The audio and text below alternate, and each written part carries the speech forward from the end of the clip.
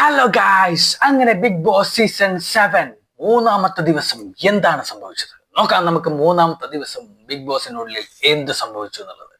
അങ്ങനെ മൂന്നാമത്തെ ദിവസം സ്റ്റാർട്ട് ചെയ്തു. സ്റ്റാർട്ടിങ് തന്നെ നമ്മുടെ പാഷാണത്തിൽ കൃമി എന്ന് പറഞ്ഞുകൊണ്ട് അനുമോളും അപ്പാനിയും തമ്മിലുള്ള ഭയങ്കര ഒരു വാക്ക് തർക്കമൊക്കെ നടക്കുന്നുണ്ട്. കാരണം എല്ലായിടത്തും പോയിട്ട് കുത്തിത്തിരിപ്പും കാര്യങ്ങളൊക്കെ ഉണ്ടാക്കുന്നു എന്നാണ് നമ്മുടെ അനു പറയുന്നത് അപ്പാനിയെ കുറിച്ചിട്ട്.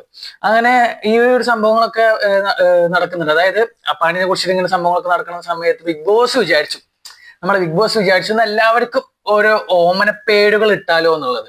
അതായത് ഓൾറെഡി അപ്പാനിക്ക് പാഷാണത്തിൽ കൃമി എന്നിട്ടപ്പോ ബിഗ് ബോസ് വിചാരിച്ചു ബാക്കി ഇനിയും കുറച്ച് ആൾക്കാരുണ്ടല്ലോ, അവർക്ക് കൂടി നല്ലൊരു പേരിടുകയാണെങ്കിൽ കേൾക്കാനും നല്ല രസം ഉണ്ടാവുമല്ലോ എന്ന് വിചാരിച്ചിട്ട് ഒരു ടാസ്ക് കണ്ടു കൊടുത്തു നമ്മുടെ ബിഗ് ബോസ്.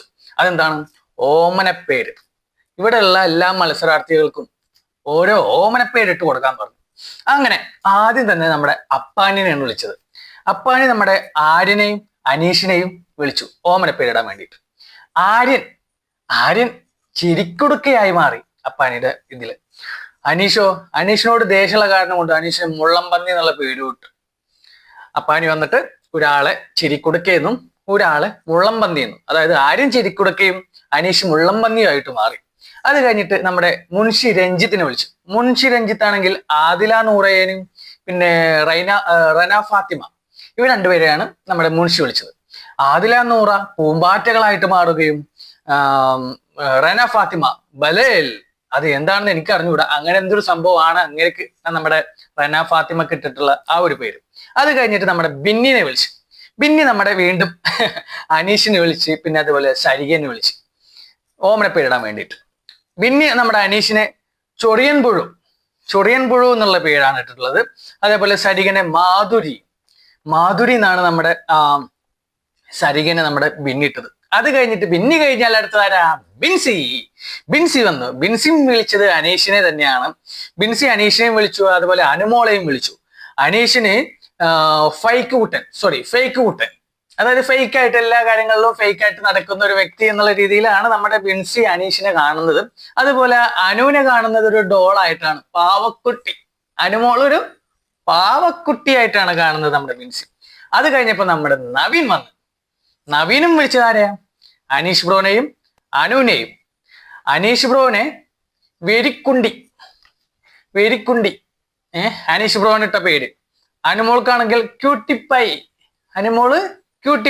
ബിൻസിനായിരുന്നത് പാവക്കുട്ടി, നവീൻ വിളിക്കുന്നത് ക്യൂട്ടിപ്പൈ. അത് കഴിഞ്ഞപ്പോ റന ഫാത്തിമ നമ്മുടെ ജിസേലിനെയും അതേപോലെ ഒനിയലിനെയും വിളിച്ച്. ജിസേലിനെ ഗുഡ് ലിസണർ, നമ്മുടെ ജിസേൽ എല്ലാം മനസ്സിലാക്കിയെടുക്കുന്ന ഒരു മത്സരാർത്ഥിയാണ്. എല്ലാവരെയും മനസ്സിലാക്കിയെടുത്ത് കളിക്കുന്ന ഒരു മത്സരാർത്ഥിയായിട്ടാണ് നമ്മുടെ റന ഫാത്തിമ ജിസേലിനെ തിരഞ്ഞെടുത്തത്. ഒനിയലാണെങ്കിൽ അടുക്കള വീരൻ. ഒനിയൽ ഫുൾ ടൈം അടുക്കളയിലാണ്. മിക്കവാറും നോക്കുമ്പോ ഒന്നെങ്കിൽ അടുക്കളയിൽ അല്ലെങ്കിൽ ഏതെങ്കിലും ഒരു സീറ്റിൽ. ഇത്രയാണ് ഒനിയലിനെ കാണുന്നുള്ളൂ. ചർച്ചയിലോ കാര്യങ്ങളോ ഒന്നും ഒരുവിധം പങ്കെടുക്കാതിരിക്കുന്ന ഒരു വ്യക്തിയായിട്ട് തന്നെയാണ് ഒനിയലിനെ നമ്മളിവിടെ എല്ലായിടത്തും കാണുന്നത്. അത് കഴിഞ്ഞിട്ട് ആര്യൻ വന്നു.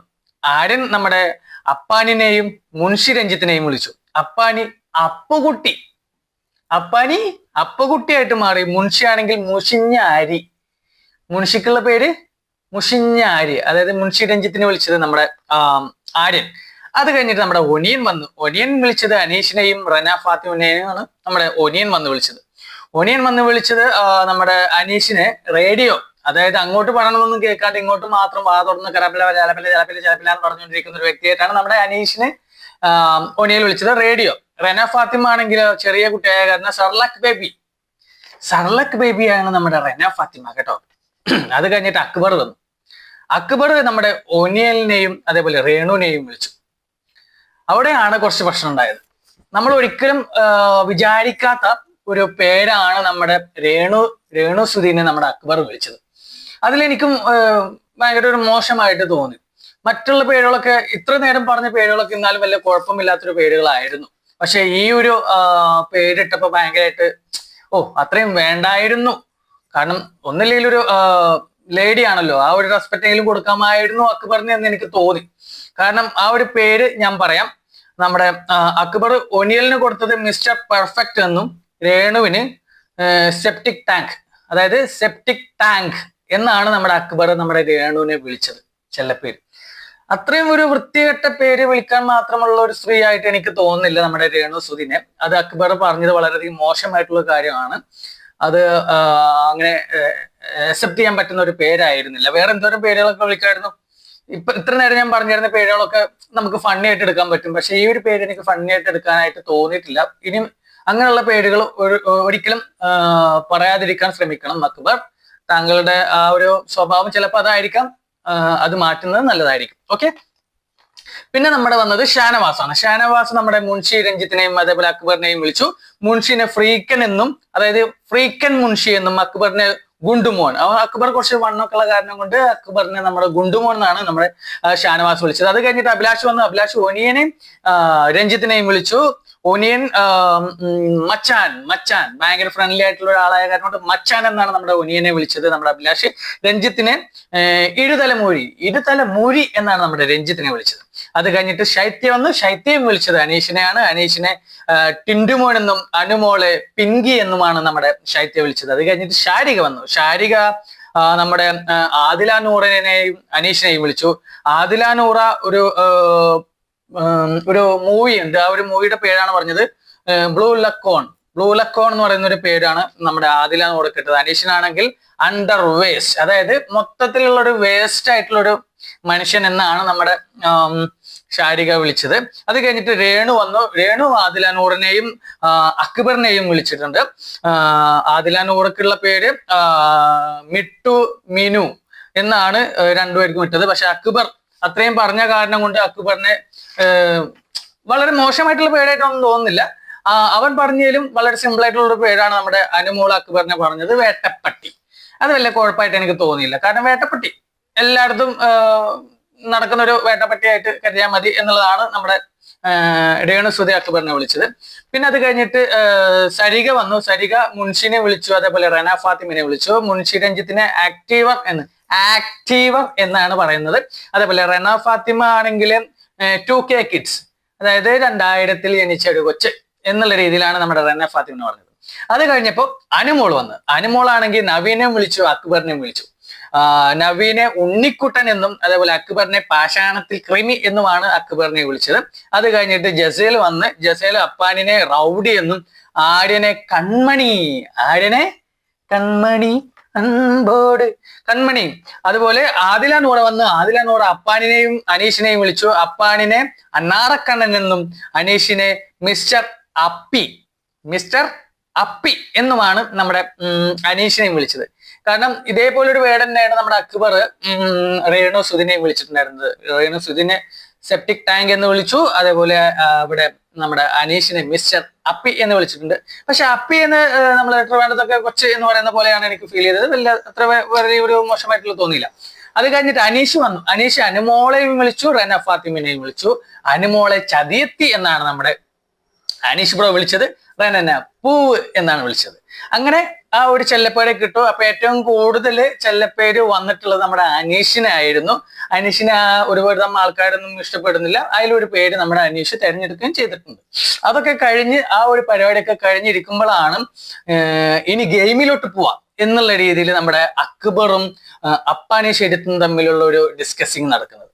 ആ ഡിസ്കസിങ് നടക്കുന്ന സമയത്ത് അതിൽ ഒരു ഇടങ്കോലിടാൻ വേണ്ടിയിട്ട് ഷാനവാസ് വരുന്നുണ്ട്. ഒരു ചൂളം അല്ല ഒരു പല്ലി ചിലക്കുന്ന സൗണ്ടുമായിട്ട് നമ്മുടെ ഷാനവാസ് വരുന്നുണ്ട്. ഷാനവാസ് വന്നിട്ട് കുറെ എവിടെയൊക്കെ തിരിഞ്ഞ് നടന്ന് സൗണ്ടൊക്കെ ഉണ്ടാക്കുമ്പോൾ അക്ബറും ഷാനവാസും തമ്മിൽ അങ്ങോട്ടും ഇങ്ങോട്ടും ചെറിയ രീതിയിലുള്ള വഴക്കൊക്കെ നടന്നു പോകുന്നുണ്ട്. അത് കഴിഞ്ഞതിന് ശേഷം അക്ബറിന് മനസ്സിലായി തോന്നുന്നുണ്ട് രേണു സുധിനെ അങ്ങനെ ഒരു പേര് വിളിച്ചതിൽ വളരെയധികം മോശമായി പോയി എന്നുള്ളത്. അത് ക്യാമറയിൽ വന്നിട്ട് സോറി ഒക്കെ പറയുന്നുണ്ട്. ഞാൻ അവിടെ പോയി സോറി പറയാന്നൊക്കെ പറയുന്നുണ്ട്. അതിനി പറഞ്ഞോ ഇല്ലെന്നുള്ളത് നമുക്ക് നാളത്തെ എപ്പിസോഡിൽ കാണാൻ പറ്റും. അത് കഴിഞ്ഞപ്പോഴാണ് വീക്കിലി ടാസ്ക് വരുന്നത്. വീക്കിലി ടാസ്ക് എന്ന് പറയുന്നത് എല്ലാവർക്കും കൂടിയിട്ട് ഒരു ടാസ്ക് കൊടുക്കുകയാണ്. അതായത് ഒരു ഗോൾഡ് കോയിൻ, അതേപോലെ ഒരു റെഡ് കോയിൻ, ബ്ലാക്ക് കോയിൻ, അങ്ങനെയുള്ള ഒരു സംഭവം കൊടുക്കുന്നുണ്ട്. അപ്പോൾ ഓരോ കോയിനും അതിൻ്റെതായ പ്രത്യേകതകളും ഉണ്ട്. അങ്ങനെ ഗെയിം സ്റ്റാർട്ട് ചെയ്തു. ഗെയിം സ്റ്റാർട്ട് ചെയ്ത സമയത്ത് നമ്മുടെ ഗോൾഡ് കോയിനും അതേപോലെ റെഡ് കോയിനും ബ്ലാക്ക് കോയിനും എല്ലാവർക്കും കിട്ടിയിട്ടുണ്ട്. അങ്ങനെ ഗോൾഡ് കോയിൻ കിട്ടിയത് ആദ്യം അക്ബറിന് അപ്പോൾ ഒരു സൂപ്പർ പവർ കിട്ടി. അപ്പൊ ആ സൂപ്പർ പവർ കറക്റ്റ് ആയിട്ട് കിട്ടണമെന്നുണ്ടെങ്കിൽ ഒരാളെവിടെയും തിരഞ്ഞെടുത്തിട്ട് അയാളും ഈ പറഞ്ഞ പോലെ ഒരു ഗോൾഡ് കോയിൻ എടുക്കുകയാണെങ്കിൽ ആ സൂപ്പർ പവർ കിട്ടും എന്ന് പറയുമ്പോൾ നമ്മുടെ അക്ബർ ആര്യനെ തിരഞ്ഞെടുക്കുന്നുണ്ട്. പിന്നീട് നെക്സ്റ്റ് ഒരു ഇത് വന്നു കഴിഞ്ഞാൽ അതിൽ പങ്കെടുക്കാൻ വേണ്ടിയിട്ട്. അപ്പോൾ ഇതിലിടക്ക് ബ്ലാക്ക് കോയിൻ കിട്ടിയവർക്ക് ഒരു പണിയായിട്ടാണ് നമ്മുടെ ബിഗ് ബോസ് വന്നിട്ടുണ്ടായിരുന്നത്. അതെന്ത് പണിയാണെന്നല്ലേ? അതെന്താന്ന് ചോദിച്ചു കഴിഞ്ഞാൽ ഒരു ഉന്തുവണ്ടിയിലെ ഒരാളെ ഇരുത്തുക, ഒരാള് കണ്ണ് കെട്ടുക, ഒരാള് വായ പൊത്ത്, അങ്ങനെ ഒരു ടാസ്ക് ആണ് കൊടുത്തത്. അപ്പൊ ആ ടാസ്ക് കിട്ടിയത് ആർക്കാന്ന് ചോദിച്ചു കഴിഞ്ഞാൽ ഫസ്റ്റ് അഭിലാഷിനും റെനയ്ക്കും അനീഷിനും ആണ് കിട്ടിയത്. അങ്ങനെ നമ്മുടെ അഭിലാഷിനെ ആ ഉന്തുവണ്ടിയിൽ ഇരുത്തിയിട്ട് നമ്മുടെ അനീഷിന്റെ കണ്ണും കെട്ടി നമ്മുടെ റെനയുടെ വായും പൊത്തിയിട്ട് ഇങ്ങനെ തള്ളി നടക്കുക. അതായത് ബിഗ് ബോസ് എപ്പോഴാണോ നിർത്താൻ പറയുന്നത് അപ്പോ വരെ തള്ളി നടത്താൻ വേണ്ടിയിട്ട് ബിഗ് ബോസ് ഒരു ടാസ്ക് കൊടുത്തു. അങ്ങനെ അതൊരു 1, 2, 3 മണിക്കൂറൊക്കെ അത് കണ്ടിന്യൂ ചെയ്ത് പോകുന്നുണ്ട്. ആ സമയത്ത് അക്ബറും മറ്റുള്ള ആൾക്കാരൊക്കെ ഭയങ്കരമായിട്ട് കളിയാക്കി വിടുന്നുണ്ട്. അയ്യോ എന്നൊക്കെ പറഞ്ഞിട്ടൊക്കെ ഭയങ്കരമായിട്ട് കളിയാക്കി വിടുന്നുണ്ട്. അത് കഴിഞ്ഞിട്ട് രണ്ടാമത്തെ റൗണ്ട് വന്നു. രണ്ടാമത്തെ റൗണ്ട് സ്റ്റാർട്ട് ചെയ്തപ്പോൾ ഒരു സംഭവം ഓൾറെഡി പറഞ്ഞിട്ടുണ്ടായിരുന്നു.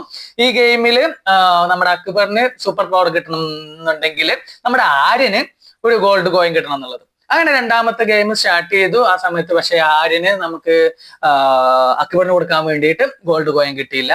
ആ ഒരു ഗെയിം ഫ്ലോപ്പ് ആയി പോയി. അപ്പോ സെയിം സാധനം തന്നെ നമ്മുടെ അക്ബറിന് നമ്മുടെ ആര്യനും കൂടി കൊടുക്കാം എന്നാണ് ആദ്യം വിചാരിച്ചത്. പക്ഷെ നമ്മൾ വിചാരിച്ചതിനേക്കാളും വേറൊരു സംഭവമാണ് നടന്നത്. അതെന്താണെന്ന് ചോദിച്ചു കഴിഞ്ഞാൽ ഡയറക്റ്റ് നോമിനേഷൻ. അതായത് അക്ബറിനെയും ആര്യനെയും ഡയറക്റ്റ് നോമിനേഷനോട്ട് വിടുകയാണ്. എന്നിട്ട് നിങ്ങളിൽ ആരെങ്കിലും ഒരാൾ തെരഞ്ഞെടുക്കണം എന്ന് പറയുന്നു. അങ്ങനെ അവർ തമ്മിലുള്ള വാക്ക് തർക്കങ്ങളൊക്കെ കഴിഞ്ഞിട്ട് ശേഷം അക്ബർ തന്നെ തെരഞ്ഞെടുക്കുകയാണ്. കാരണം ഓൾറെഡി നമ്മുടെ ആര്യൻ നോമിനേഷനിൽ വന്നതാണ്, അതുകൊണ്ട് ഞാൻ ആയിക്കോളാം എന്ന് പറഞ്ഞിട്ട് നമ്മുടെ അക്ബർ തെരഞ്ഞെടുക്കുന്നുണ്ട്. അത് കഴിഞ്ഞ് സെയിം പണി തന്നെയാണ് നമ്മുടെ ബിഗ് ബോസ് കൊടുക്കുന്നത്. അതായത് ഷാനവാസിന്റെ വായ്പൊത്ത്, അക്ബർ കണ്ണുകെട്ട്, ആര്യൻ ആനയെ പോലെ നടക്കുക, അനീഷിനെ ഉന്തുവണ്ടിയിലാക്കി കൊണ്ടുപോവുക. അങ്ങനെയുള്ള പരിപാടിയൊക്കെ നടക്കുമ്പോൾ അതിലിടയ്ക്ക് ഓരോ കുരുത്തക്കേടുകളും കാര്യങ്ങളൊക്കെ വരുന്നുണ്ട്. അനീഷിനെ ഉന്തുവണ്ടിയിൽ നിന്നൊക്കെ തട്ടിയിടുന്നുണ്ട്. അതുപോലെ തന്നെ അവിടെയുള്ള ബാക്കി മത്സരാർത്ഥികൾ പാട്ടൊക്കെ പാടി ആഘോഷിക്കുന്നുണ്ട് ഇവിടെ ഇങ്ങനെ ഉന്തുവണ്ടിയിൽ പോകുമ്പോൾ. അതൊക്കെ കഴിഞ്ഞ് കുറച്ച് കഴിഞ്ഞപ്പോൾ നമ്മുടെ വീണ്ടും അനുമോളും അപ്പാനിയും തമ്മിൽ വീണ്ടും ഒരു വാക്ക് തർക്കം നടക്കുന്നു. അപ്പാനിക്ക് ഗ്രൂപ്പിസം ആണെന്നൊക്കെ പറഞ്ഞിട്ട്. പക്ഷെ അതിൽ ഭയങ്കരമായിട്ട് ഫീൽ ചെയ്യുന്നുണ്ട് നമ്മുടെ അപ്പാനി ശരത്തിന്. അങ്ങനെ ഈ ഒരു പരിപാടിക്കിടയിൽ ഇവര് ഒരു ടാസ്ക് ഓൾറെഡി നടക്കുന്നുണ്ടല്ലോ ആര്യന്റെയും മറ്റുള്ളവരുടെ ഒക്കെ. ആ ഒരു സംഭവം കഴിഞ്ഞപ്പോ ആര്യന്റെ ഗോൾഡ് കോയിൻ, ഓൾറെഡി ഒരു ഗോൾഡ് കോയിൻ റെഡ് കോയിൻ ഉണ്ടായിരുന്നു നമ്മുടെ ആര്യന്. അത് പക്ഷെ കാണാനില്ല. അത് ആരാ എടുത്തതെന്നുള്ളത് ആർക്കും ഒരു പിടി കിട്ടുന്നില്ല. പക്ഷെ അത് അനീഷാണ് എടുത്തതെന്ന് വിചാരിച്ചിട്ട് അനീഷിനുമായിട്ടൊരു പ്രൊവോക്കിങ് നടക്കുന്നുണ്ട്. പ്രൊവോക്കിങ് നടക്കുന്ന സമയത്ത് അനീഷ് ഭയങ്കരമായിട്ട് ഒരു തെറി വിളിക്കുന്നുണ്ട്. പക്ഷെ അത് മ്യൂട്ടാണ്, അറിയുന്നില്ല. നന്നായിട്ട് പ്രൊവോക്കിങ് ചെയ്യുന്നുണ്ട്. അപ്പോ നമ്മുടെ ആര്യം പറയുന്നുണ്ട്, നീ എന്നെ കളിയാക്കിയില്ലേ, ഇതേ ഒരു വിഷമം തന്നെയാണ് ഞാൻ നിന്നോട് അങ്ങോട്ട് ചെയ്തപ്പോഴും ഉണ്ടായത്, അതിനുവേണ്ടി മാത്രമാണ് ഞാൻ ഇത് ചെയ്ത് എന്ന് പറയുന്നുണ്ട്. അതൊക്കെ കഴിഞ്ഞ് രാത്രി സമയത്ത് എല്ലാവരും കൂടിയിട്ടുള്ള പ്ലാനിങ്. കാരണം ഇന്നലെ ഒരു ടാസ്ക് കൊടുത്തിട്ടുണ്ട്. എന്ത്? ആ കട്ടിലില് കിടക്കുന്നവരെ, ഉറങ്ങുന്ന ആൾക്കാരെ ആ ഒരു റെഡ് സോണിൽ വെച്ച് കഴിഞ്ഞാൽ പുറത്താക്കാൻ പറ്റുമെന്നുള്ളത്. ആ ഒരു പ്ലാനിങ് എല്ലാവരും കൂടി നടക്കുന്നുണ്ട്. ആ ഒരു പ്ലാനിങ്ങിന്റെ ഇടയ്ക്ക് അപ്പാനിയും മറ്റു കൂട്ടരും കൂടിയിട്ട് ഒന്ന് ശ്രമിച്ചു നോക്കി. പക്ഷെ ശൈത്യനാണ് അധികം ശ്രമിച്ചു നോക്കിയത്. പക്ഷെ ശൈത്യ അപ്പോഴേക്കും എണീറ്റു. അതിലിടക്ക് ഗിസേൽ പാവം അപ്പുറത്ത് കിടന്ന് ഉറങ്ങുന്നുണ്ടായിരുന്നു. എന്നാ ഗിസേലിനെ എടുക്കാലോ എന്ന് വിചാരിച്ചിട്ട് ബാക്കി എല്ലാവരെയും വിളിച്ചു കൊണ്ടുവന്നിട്ട് ചെയ്യുന്ന സമയത്ത് ഗിസേലും ചാടി എണീറ്റ് ആ സംഭവം ഫ്ലോപ്പായി പോയാണ് ഉണ്ടായത്. അങ്ങനെ അത്രയും സംഭവങ്ങളാണ് ബിഗ് ബോസ് സീസൺ 7 മൂന്നാമത്തെ ദിവസം നടന്നിട്ടുള്ളത്. ഇനി ബാക്കി വിശേഷങ്ങൾ എന്താണെന്നുള്ളത് നമുക്ക് അടുത്ത എപ്പിസോഡിൽ പറയാം. അപ്പോ ഓക്കെ, ബൈ.